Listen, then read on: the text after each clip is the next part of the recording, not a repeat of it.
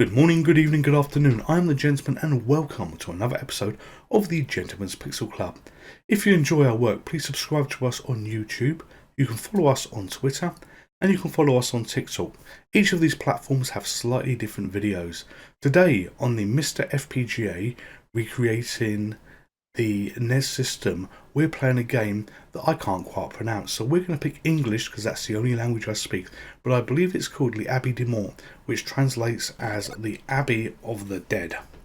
This game was by the two gentlemen that you can see on the screen. I believe they're gentlemen, that's an assumption, and I believe their company is called Parasoft. You can get this by going to the URL on the bottom right of the screen, and this is a free game to play. This was incredible. Recently I played a NES game that blew me away a little bit. That was Championship Pac-Man, and this is another game, excuse the bells, clearly written by the French because this is dealing with the horrible Catholic British that chased them, and you can see the three Brits on the screen there chasing after the priest. Our job is to escape the Crusaders and clearly survive. How we do this, I do not know. What we're going to do, I do not know. And this is us starting the game. At the moment we literally are being chased by these people and they are following us, and we've gone into the Abbey, which is the abandoned church. You can see them banging on the door back there, and this is my second playthrough of the game because something happened, and I want you to look very closely at the layout of the screen, especially the bottom right here and now. And on my first playthrough it was like, how the hell did that happen? What happened here? So I aborted that video. I thought, let's just try it again because I want a clear picture of what's going on. And I am loving the graphics here. They are so crisp, they are so sharp, and they remind me very much of Jet Set Willy and Manic Miner and Hold That Thought, where we do a prayer of hope. And I love the way the music changes in the background as you go to different screens. And by Jet Set Willy and Manic Miner, I don't mean the Spectrum versions of this, but there was an exceptional version of the Amiga game, and this is such pretty chunky sprites, it could almost be one of their games. And if you were paying attention, I want you to have a look when we go back to the screen that we have just left. On the bottom right hand side of the screen there is something that is slightly different to what it was there when we were there the first time, and that is because we rung the bell on the screen that we were just on. I've gone back to collect a scroll, to read a scroll, to get myself killed by crawling because I've got a fat butt there, and I've restarted again. But notice the little grave on the bottom of the screen there. Every time you touch one of those, that is a restart point, so you kick off from that point. So if you can use it as effectively a save state as you go through this level, and there are scrolls which will give you clues on what you need to do, and we're going to make another effort to get to that scroll and not get hit by our big butts when we crawled. So this time we're just going to run under the spiders and see whether we can pick up. And it says 12 crosses, and I hit fire too quickly, but this tells us we got to collect 12 crosses. So that is one cross collected. While playing this, not only did I think of Jet Set Willy on Manic Miner on the Amiga, it also reminded me for some reason of Sorcery Plus on the Amstrad. You know, there's all these games, and you could look at any game and say, yeah, it's a platform game, it reminds you of this, it reminds you of that. No, not all of them are the same, but some are that charming to have a look at that they pull together distant memories of different games. And again, look to the right hand side, and what is different is that hole has opened up that we've just fallen through here. So we're going to go to the right, and look at this cavern. I'm pausing here to think, how do I navigate around this? There's a save state on the bottom of the screen. There are those purple things that are spitting what is probably going to be bad stuff, because in video games, generally anything purple that is being shot at you is bad and you have to stay away from. So moving across to try and jump that worm, we get ourselves killed, because I actually find I can't jump up on that platform where I tried jumping, so I've got to be away from the edge of the platform. But you've got to time this just right because of all the purple stuff that's flying around, and indeed even touching the plant kills you. So my 9 lives are now down to 6. You know, I'm rapidly destroying these as we go, and I need to get to that scroll above to see what that says. So an invisible path. Yeah, so you need to pause that a little bit quicker. I've probably gone through that a little bit quick in terms of how quickly I pushed fire, but hey ho, you can get this game, and you know, you can download this and you can try it for yourself. I need to try and clear that spitting thing. And jumping is a little bit different when you are at the top of the screen. You seem to hit the top and move along as if you're attached to the ceiling, which is quite a good jumping mechanic because it doesn't like hit you at the top and then bash you straight down. You can move, you can clear obstacles. And the platforms here, the levels here, make you just want to explore that a little bit more. But you can see how hard this is. We've moved on to the next screen and it has given us a save state already. So, you know, there are plenty of challenges to be had here. I've got myself another heart, so I've effectively now got 7 lives and 2 crosses. We're going to try and get the third one in a moment, but we've got to cross that spider, avoid the dripping blue things, which are not going to be good, and we have finally got it. So what next for our hero?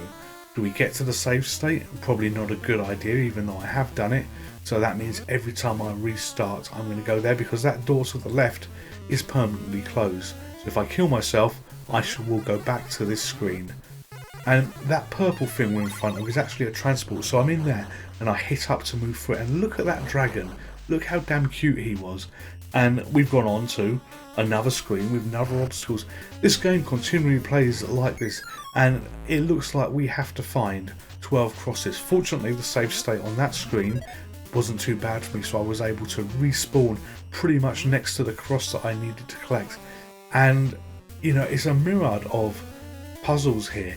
You know, I'm looking at those fish thinking, yeah, this isn't going to be hard. We can fortunately land on skulls and they don't kill us, but there's a bloody big gap on the right hand side to get to that cross. So jump to death and prove your fate. So, or leap of faith, whatever it said.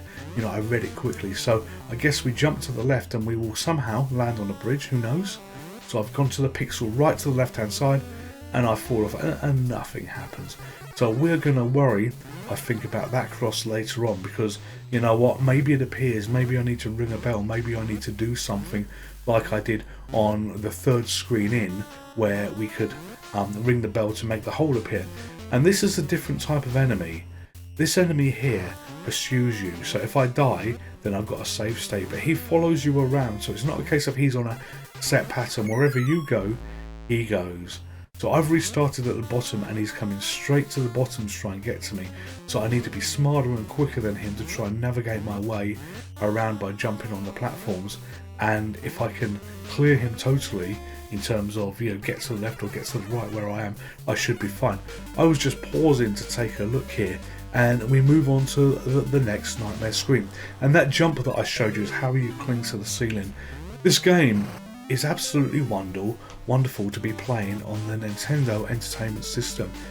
Pac-Man Championship Pac-Man blew me away a little while ago, and yet this is another newish game that's been released and it is absolutely phenomenal. You know, these old systems and the games that you can play on them, you know, they are really, I don't know whether they're pushing the system to the limit, but they're really surprising me in what they give you and what they present. And you know, I need to explore a lot more of these old games. And here I am, I'm at the wheel of faith, and that wheel must be at the top centre of the screen, and you've got these little archers that are shooting you wherever you go, and I want you to look closely at the one in the bottom centre of the screen. So when I go to the left in a moment, he changes direction. I try to pick up the inverted cross that I missed, so I've got a save state back then. I'm going to have to go all the way back through to this, and you can jump down as you saw me fall off the edge. Go in there, drop down, and we're going to try again. But they face you, so they're intelligent enemies as well. They're not just going to shoot the wrong way. They know where I am, and you know, I've crossed the midway point, and the bottom archer is shooting that right direction. So we're going to make another effort to collect that cross, and then I find it's scenery. I can't collect that damn cross because it was scenery. So down we go again, and get myself killed by walking into one of the bloody bees here. Wait for him to pass and drop down, and I get killed again by another bee. So this tells me that you've got to be very careful when you drop off the edge of the platform, because if you have inertia where you're actually moving too fast, it carries on the fall, which is kind of cute and clever, but it makes everything just a little bit harder. So I've been smart here, because you can fall an infinite way and just dropped all the way down to collect the last cross, or I thought I've been smart, and I'm now stuck to try and get by that skeleton. He's going to turn direction no matter what happens, so the timing is really going to be in the jumping. He shoots just above my head, so if I jump and clear and I land on his arrow, that was not easy. and you know, I felt I thought I was going to make it, but there just wasn't enough time. So wait for the beast to pass, back down again. We're back at the Wheel of Faith. We have got 1 life left, and we are going to try and get that extra life. I don't know why I'm doing this, because I'm doing the talk over the video. There's nowhere for me to go on this level. I should have just exited the screen and left it. So I'm looking at the life at the bottom thinking where I'd go, and it's game over. I got myself killed. I've not played much of this because I want you to experience this great game for yourself. I'm the Gentleman. This is the Gentleman's Pixel Club, and I hope you've enjoyed the video. Would you like to play again? Hello there, just me. If you're a subscriber to this channel, thank you very much. If you're not a subscriber, then Merlin here would be delighted if you would consider subscribing. It would make him happy, it would make me happy. And if Merlin's happy, then everybody is happy. Thank you very much. Stay safe, take care, goodbye.